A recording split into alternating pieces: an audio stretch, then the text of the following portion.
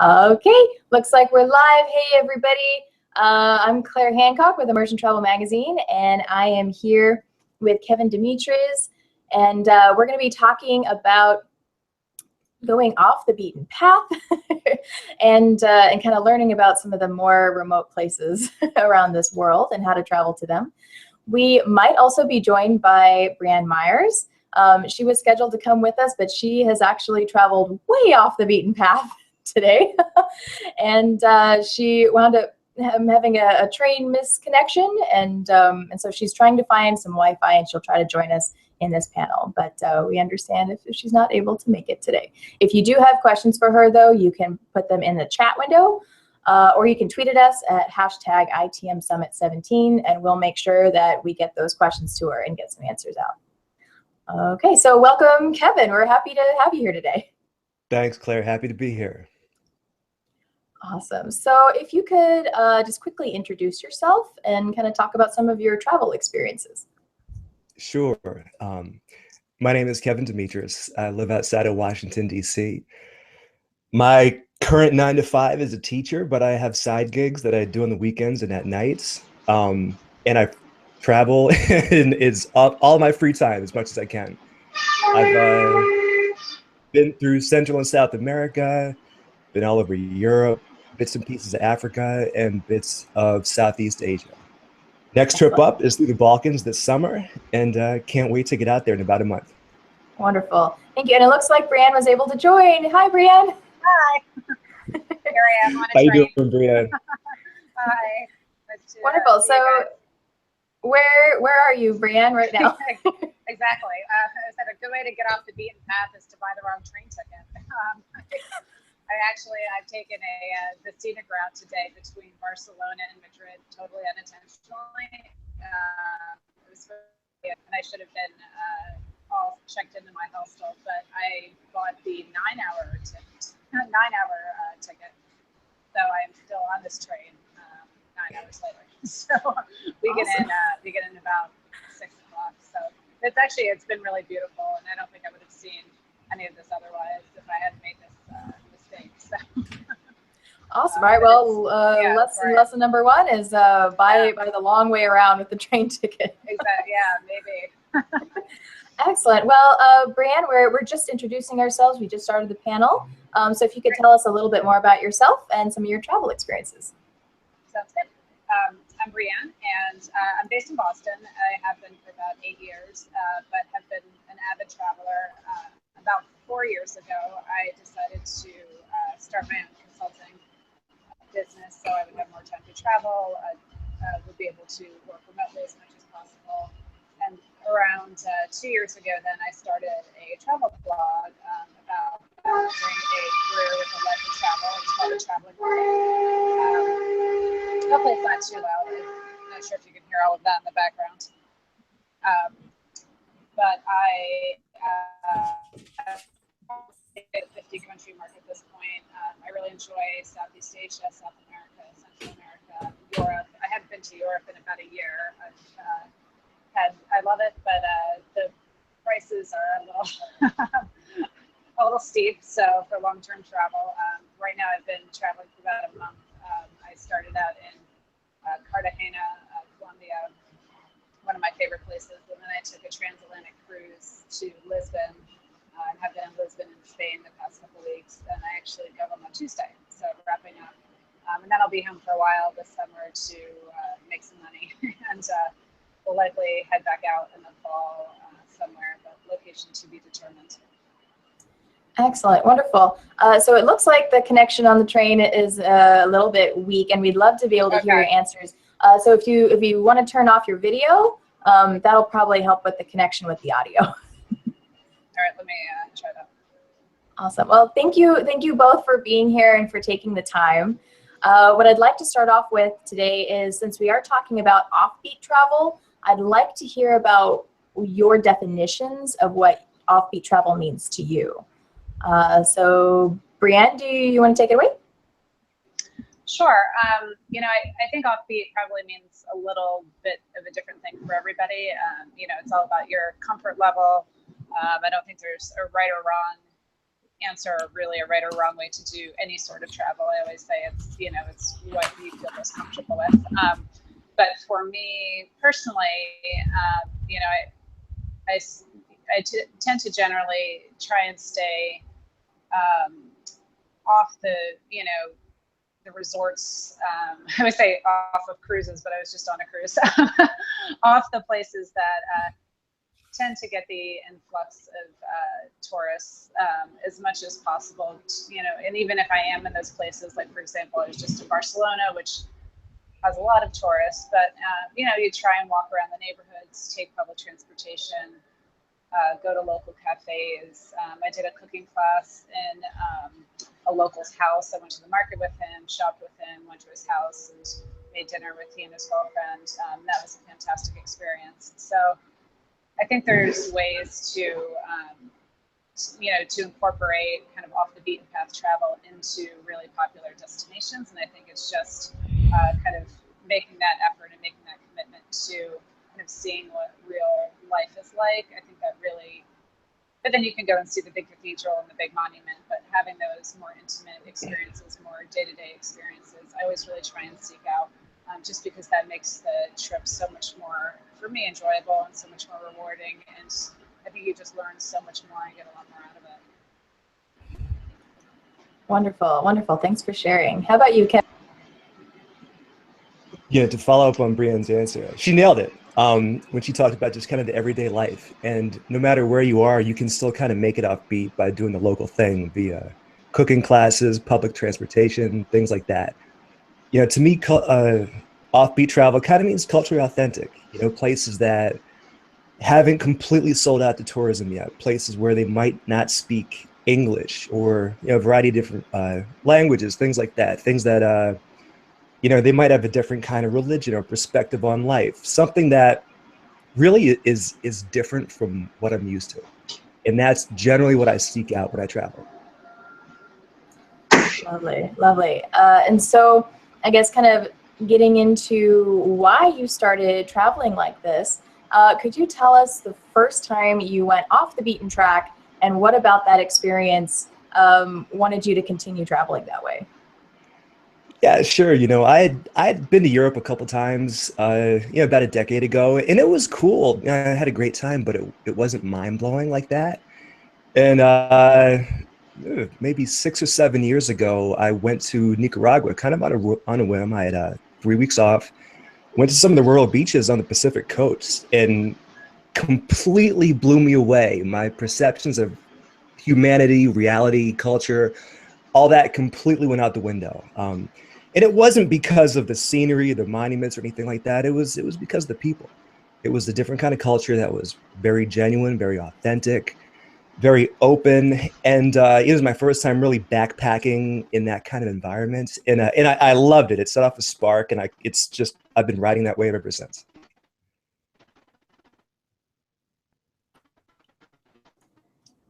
Beautiful, thank you. How about you, Brianne? Very fortunate to study abroad in college, and so I took the option to live with a family. I was in Strasbourg, France, and that was really my first completely immersive experience, living with a family. And I did that again. I volunteered in Pokhara, Nepal, teaching English when I was in graduate school for a few months, and I also lived with a family during that time. So those were very, very different experiences. But obviously, spending several months in someone's home is even, is you can't get a better experience than that in terms of getting immersed in the culture and trying to learn lessons. So those are the most immersive experiences I've had, just because of the length of time. But since then, I've done smaller, several day, few day things, homestays. Actually, I was part of a group tour. I did a fantastic Intrepid tour in Cambodia a couple of years ago, and I chose it specifically because it included a homestay within the tour. So even though it was more of a structured experience, we also had that local experience. We got to, the kids did a dance performance for us, and this program that they do, this homestay program, really has kept this community alive and really provided really vital income for them. So I'm always looking for ways to incorporate, you know, like I said, getting to know locals, you know, even if there is a language barrier, into my travels. And I have, you know, since the beginning, and have always really sought those experiences out and, you know, really enjoyed them. Excellent, wonderful. And a little bit later in the panel, we're going to be getting into ways of getting off the beaten path, and that's definitely a really good way, is staying with locals. And I'd love to talk about that more in just a minute.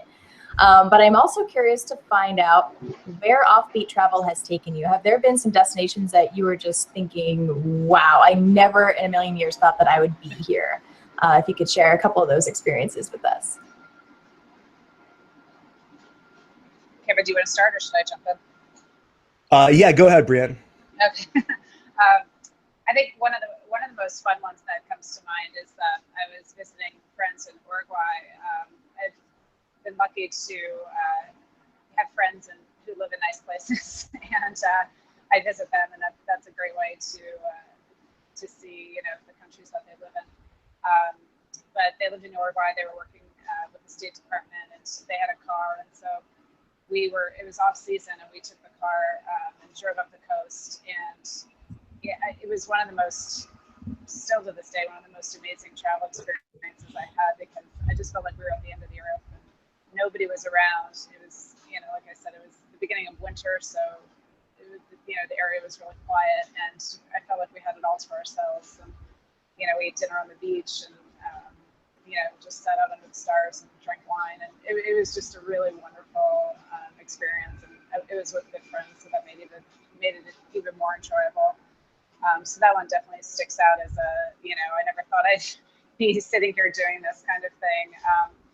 But I've had quite a few others as well. I feel like I always get myself into situations where, you know, I just have to stop and think like, wow, this is really cool. You know, this is not something that everybody sees on a daily basis, or you know, ever in their lifetime. And so to just kind of take a step back and appreciate it is really what I try to do, regardless of where I am. But yeah, I mean, there was definitely opportunities, and I had in Malaysia, I had in the Philippines, I had in Peru, that you know, kind of stick out. Colombia, as you know, just come from, you know, wandering around. And I always say I get lost, but I don't get lost. I definitely like to kind of set out and have kind of a general idea of the, you know, area that I'm in and the area where I want to go, and I just kind of wander. And I've done that here a lot in Spain, and I feel like you just kind of stumble upon some really valuable gems, and you know, and one thing kind of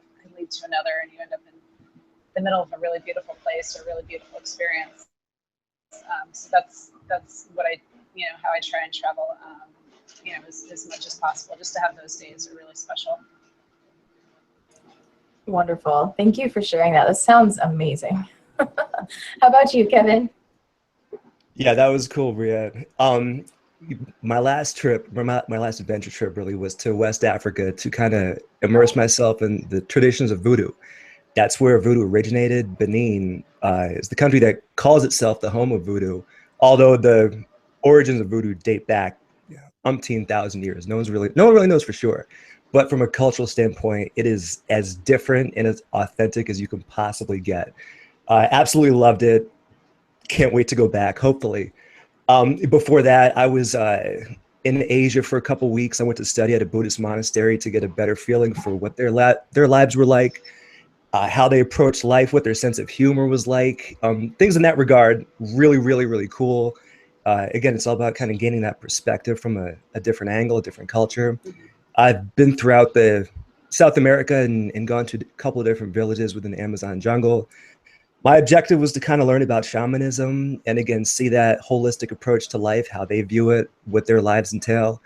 Really, really cool stuff. Again, I look for places that, you know, if I'm lucky, don't have internet connection. You know, they might just be getting, you know, modern technology.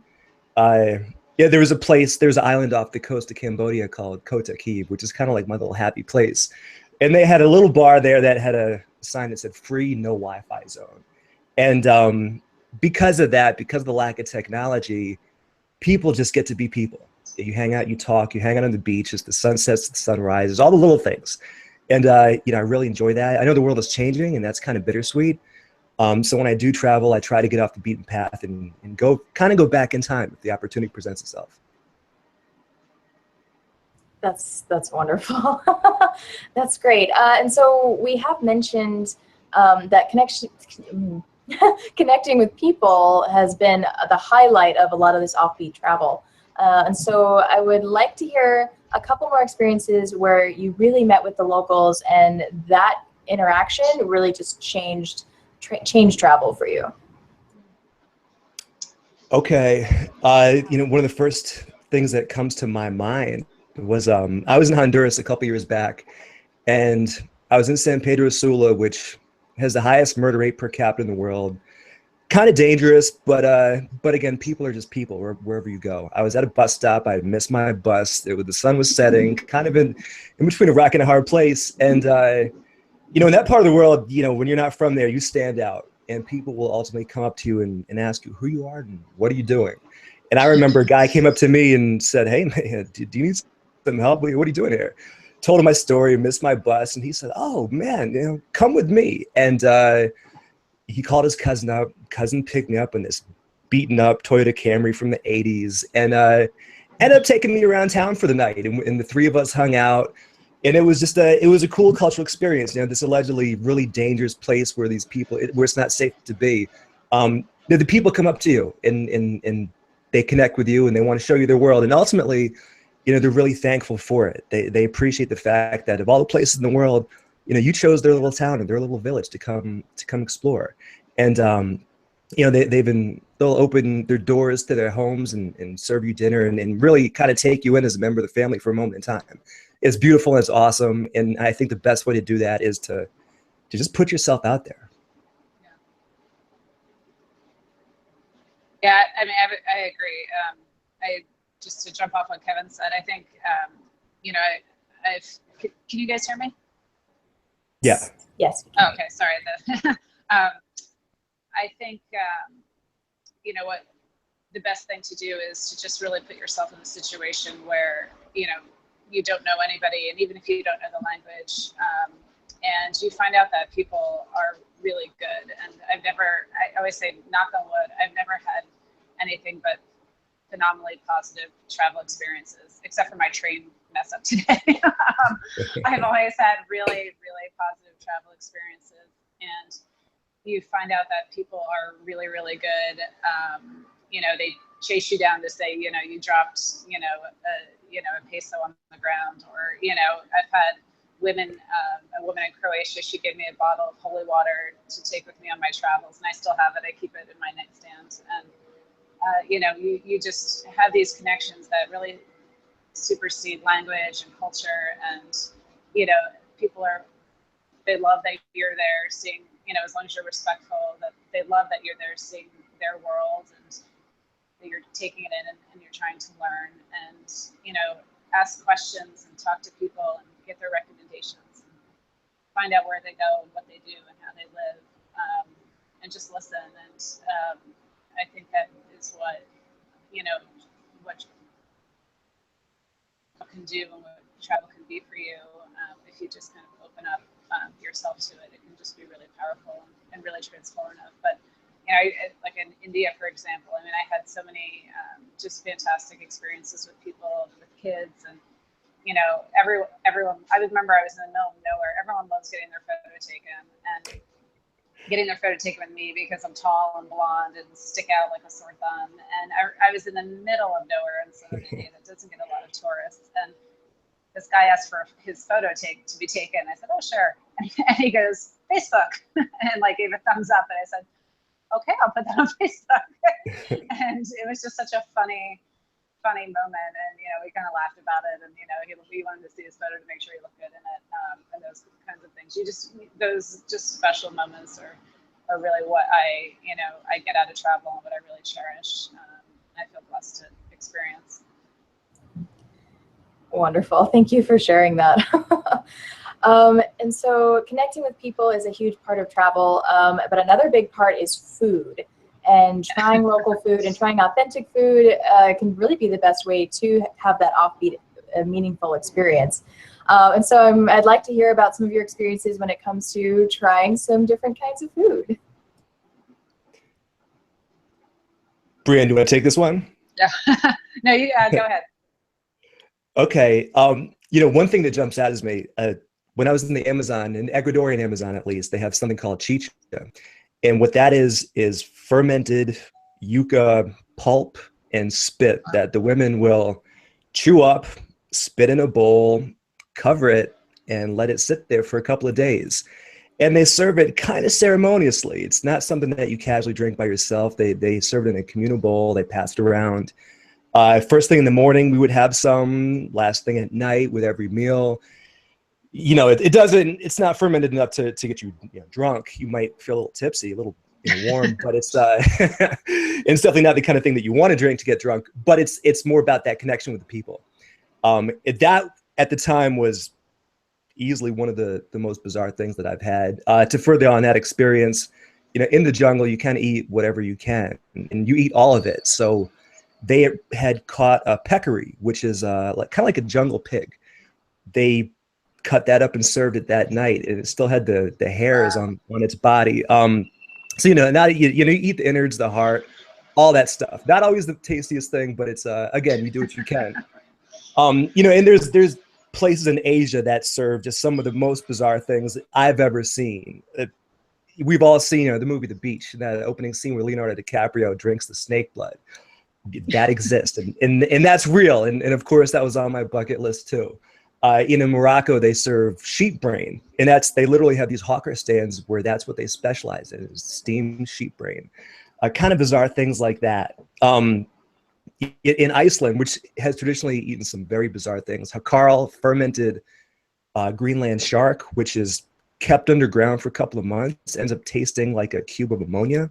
Not too good, but the nastiest thing I've ever had was in Iceland called bloodmore. It's blood sausage. It's basically the dried blood, fat, and innards of a goat. It is absolutely raunchy. I could hardly stomach it, but when in Rome, you got to try it. Yeah, Kevin's answer is much better than mine is. I'm a vegetarian, so Oh.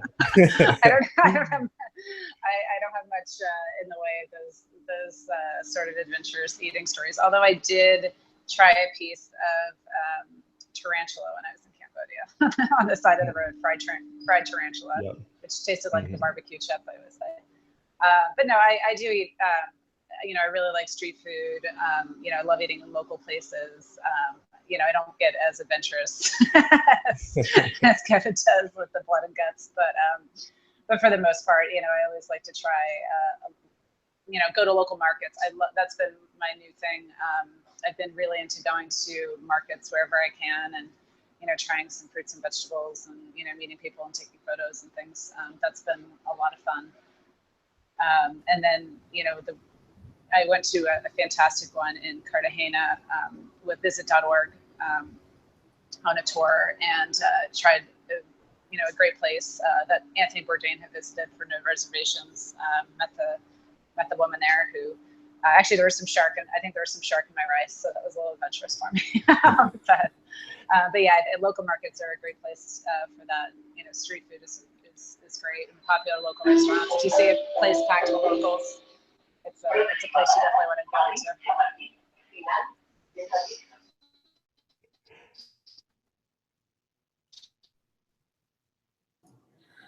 Are you still with us, Brianne?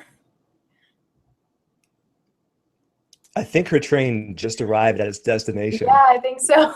It sounded like it was pulling over. All right, we'll see if we can maybe get her back here. But I love this talking about food and the kinds of experiences that it does create, and the connections that that manifest through food. And so tomorrow is going to be all about food, and we are inviting Kevin back to talk about some of those crazy food experiences he's had, as well as some tips for for getting out there and trying some of those things. Sure. But next, I would like to get into some of those tips and tricks for getting off the beaten path. I love how we have such a diversity here, from trekking through Benin to, trying local foods at local markets and those kinds of experiences. And so starting with baby steps, for some of our viewers out there who might not be ready for for drinking snake blood. And Yeah, I'm not ready for drinking snake blood. So what are some baby steps that people can start with to kind of get more comfortable with that offbeat travel? That's a great question. What I would recommend doing is wherever their destination is going to be, try to go local and support the local community. And by that, I mean, hopefully it's owned and operated by local people, so they have connections, with that community. And they're really your gateway to that world. You can read everything you want online and in books and all that kind of stuff, but you really got to get out there and talk to the local people and see what they do. And the chances are, they're going to know people in that community, restaurants to go to, foods to try, things to avoid, things of that nature where, you want the locals to kind of be your guide through that and seek out their advice. So, we can always go to these corporate-owned hotels and they're great for what they offer. But I would recommend going to a locally owned and operated place where the kind of, mom and pop shop where the person behind the counter has a stake in the place and can tell you, oh, here's the food you want to try and here's the place to do it. That's the best way to kind of get off the beaten path and connect with your communities. And take the advice of people that have been there and done that. Connect with the locals, ask them for advice, invite them out for a drink and really get to know them. And, when you go, you always want to know some of the local language or maybe at least a proverb or a phrase, understand the political community at the time, what's going on between conflict, ethnicities, things like that, and be able to have that conversation. And as you get out there, ask around and people will generally, it's kind of like the law of attraction. People that you need to meet will cross your path and show you where to go. Yeah, I can kind of hear the train coming to a screeching halt out there. Yeah, I need to run here, guys. Okay. Well, thank you for joining us, Brianne. And if anybody watching has questions for Brianne, you can post them in the chat window and we'll make sure that she gets them and then we'll post answers on our website. Yes, thank you so much. Take it easy, Brianne. All right. Enjoy your trip. Excellent. So much fun. Yeah, she's having a great time out there. Wonderful. Okay, so some wonderful tips to work with getting off that beaten path. That's wonderful. And so maybe kind of getting into that a little bit more, I would like to hear a little bit more about your trip to Benin, especially since we'll be publishing an article about some of the more voodoo experiences that you learned about and that you had. And so we're really excited to be publishing that hopefully later today if everything goes as planned. But yeah, stay tuned on our website to read more, but I'd love to hear more about your trip. Yeah, sure. It's tough to even to know where to start. We know the kind of perception that voodoo has in America, and that's a Hollywood production. We all kind of know that, but no one really knows what the truth really is. And that's the crazy thing about it is you ask 10 different people in Africa, what is voodoo? You're going to get 10 different answers. So you kind of want to see what the underlying philosophies are. There was never a holy prophet. There's no holy book that lays it all out there. And there's going to be differences within regional, ethnic, and historical perspectives on that. Nevertheless, out there, it's real, it's alive, and they even call it their national religion. Back in the 90s, after the revolution, they were the first country to recognize it as an official religion and not just folklore. Every January, they have something called the Voodoo Festival, where people from all over the world are welcome to. They go down there and participate in their parades, participate in ceremonies, the whole 9 yards. It's super, super cool. Voodoo, it reminds me a lot of the old ancient religions from ancient Greece and ancient Egypt. They kind of have that pantheon of gods that have those different powers. There's legend out there that voodoo itself actually evolved from the freed slaves of the Egyptian Empire. They traversed Africa, taking those concepts of the ancient Egyptian religion, blending them with the cultures along the way, and eventually they went as far west as they could. got to Benin, and that's kind of where it took root.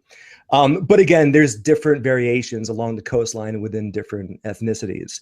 What's crazy and super cool about Benin is that even though voodoo is the primary, way of life, at least in the rural areas, they're super cool with Christianity and Islam as well. It's not, they take religion serious. They take life seriously. Religion, not as much. That kind of makes sense. And by that, I mean, they don't use that as a divisive tool. You will see villages with voodoo.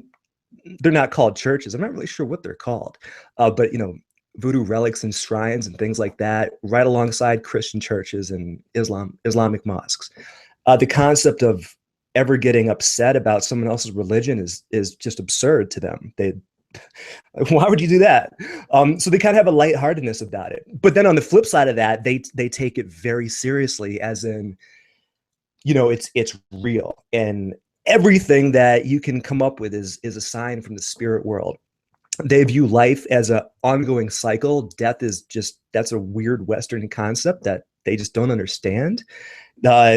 They kind of see it as, oh, well, you die in this life, but you're reborn into the next one. That's how it works. How else would it work? And because of that, they're very lighthearted about life in general. Historically, there's been, for obvious reasons, a lot of conflict with foreigners in that part of the world. So getting to know the people is generally not something that happens instantaneously. They're going to look at you with some skepticism and see what you're really all about. That said, after 2 or 3 days in the culture, they love you like family, and it's really cool. In that part of the world, even though poverty is rampant, they all still have iPhones, and we've been able to stay in touch, across the ocean via email and things like that. But voodoo, as a spirituality, it's all about the connection. They view life on earth as one universal soul. We're all part of it. And to do harm to others is really doing harm to yourself. And they're very adamant about that. Therefore, revenge and fighting and all these negative connotations that kind of come with different cultures, that's not part of it. If anything, and I didn't write about this in the article, but, voodoo can be used for justice as, I don't want to say revenge necessarily, but, when the Europeans came and the slave trade took off and they really didn't have anything to defend themselves, they were kind of left with those superstitions of voodoo. And that's where the negative connotations came into be. When you're on a slave ship with no weapons, or wherever you are, you kind of, revert to the spirit world for help. The voodoo dolls themselves are really interesting. In traditional African Vodun, and it's called Vodun, Vodun, depending on what part of West Africa you're in. When I told the people there that it was called voodoo, and I Voodoo in the States, they're like, what? Voodoo? What is that? Where's the N? There's got to be an N in there. But it's really interesting. So, they have their pantheon of different deities. Each has different powers, and they can be anthropomorphized in different figures. Generally speaking, they're going to take a human form and an animal form. They also have different colors associated with each deity. It's kind of like a logo in a uniform in sports. So you would go to someone's house, and each person's home, they generally worship a couple different deities as primary deities of worship. For example, if you're a farmer, you're probably going to worship Sakpata, the god of the earth, so that your crops grow. That would be your primary deity that you're going to pray to. And you might have something called a fetish, which is like a consecrated memorial, a small shrine dedicated to that god. And they're considered to be living spirits. So, for example, when I first went into one of the voodoo shops to kind of get some souvenirs, and they sell masks and things like that, I saw some voodoo, the traditional voodoo dolls. The concept of voodoo dolls come from. Each deity can be made into a little doll. However, they view those dolls as living, and because they each have their own identity, when voodoo crossed the Atlantic in slavery, they couldn't keep making different dolls for each different deity. So ultimately, kind of evolved into having one doll for that spirit world. But in reality, each deity has its own doll. And I asked one of the guys at the shop, "Hey, that voodoo doll looks cool. I want to buy that." And he said, "Well, no. Well, you can't buy that one." Why not? Well, and he went on to explain that it was alive. It housed a spirit, and that you can't sell a spirit. He said, but listen, and he had to buy his doorway for protection. He said, if somebody was after you for whatever reason, if they were trying to harm you, I wouldn't sell it to you. I would give it to you because that would protect you from that person, protect you from that evil. But I cannot sell you this doll. And I thought, wow, that's deep. That's really, really cool. So that's kind of how they view it. And these fetiches are considered to be alive, and they're often in people's homes in small closets, for lack of a better term. And once again, they're considered to be alive. So for instance, at one home I was in, it was me, my guide, and we were in this one fetish room, for lack of a better term. And if you were to ask him how many people are there right now, he would have said 3. It's me, you, and the spirit of this deity.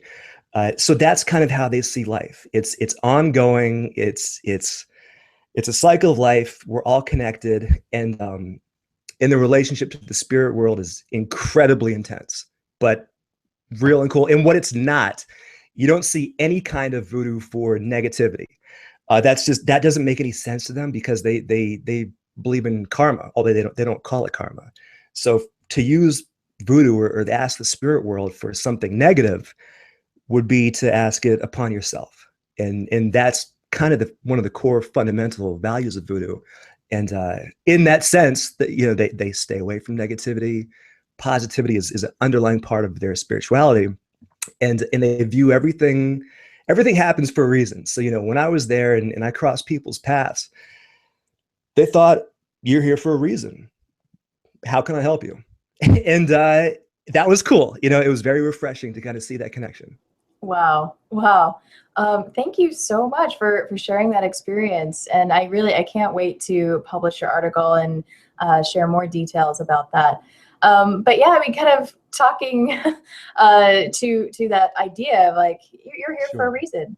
Right. How did you get to Benin? What was the whole process of finding it, wanting to be there?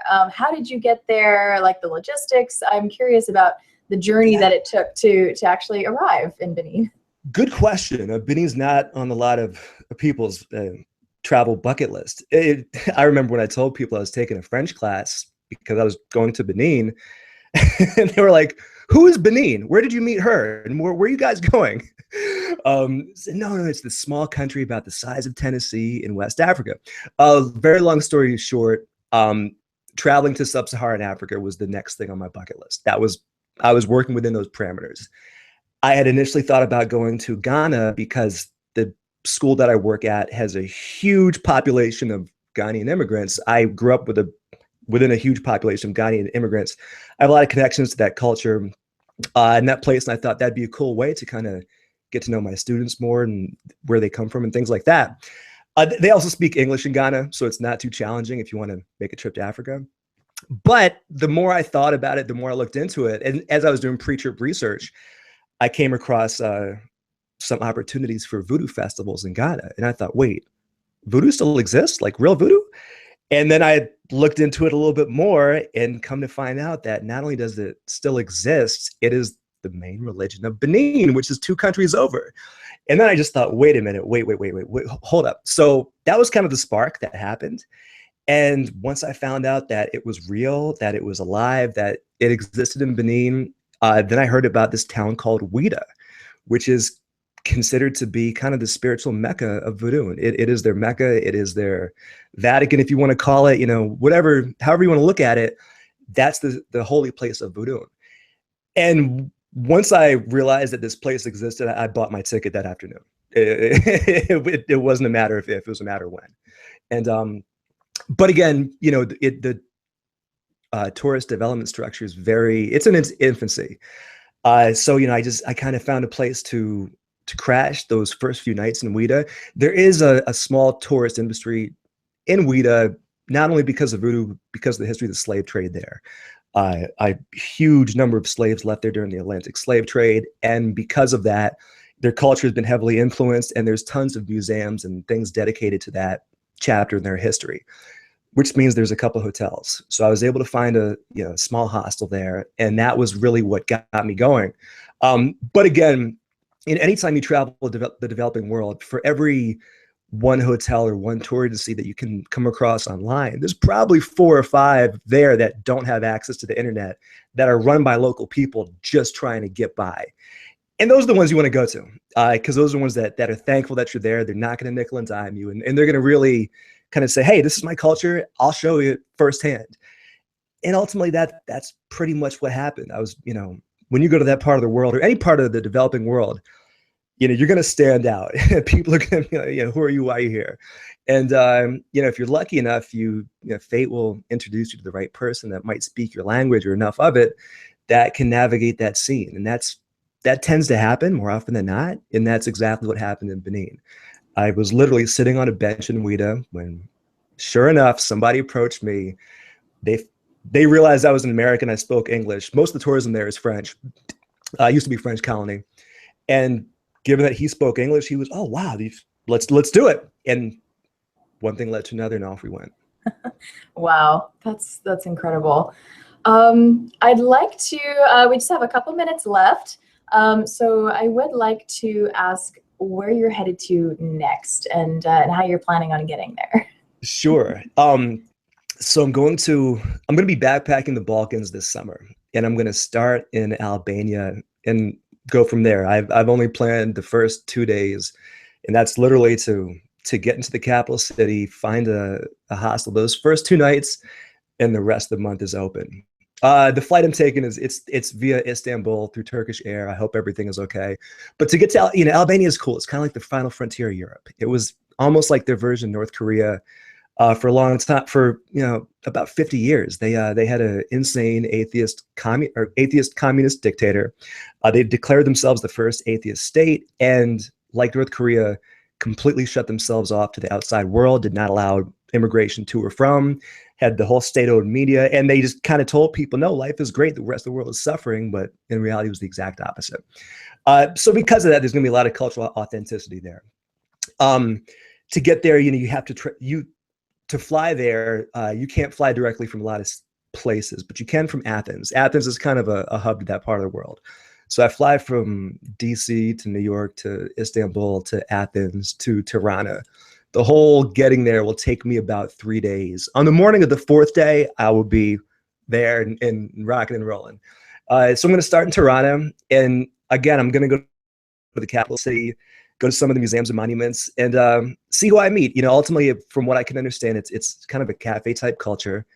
Every night, people kind of go outside and hang out and drink coffee or whatever it is on the streets. So I'm going to get a table, I'm going to get a bottle, and I'm going to see who crosses my path. Lovely, lovely. I can't wait to hear about that trip. Thanks. Excellent. Well, thank you, Kevin, so much for being here. I feel like we learned so much. And we do have a couple of comments. We have Ellie Cleary from Soul Travel Blog and Voyager Vicky, and they both said that that Albania sounds amazing, that they love it. Vicky was just there last fall, and so lots of well-wishing. And yeah, I'll see if Vicky has any advice.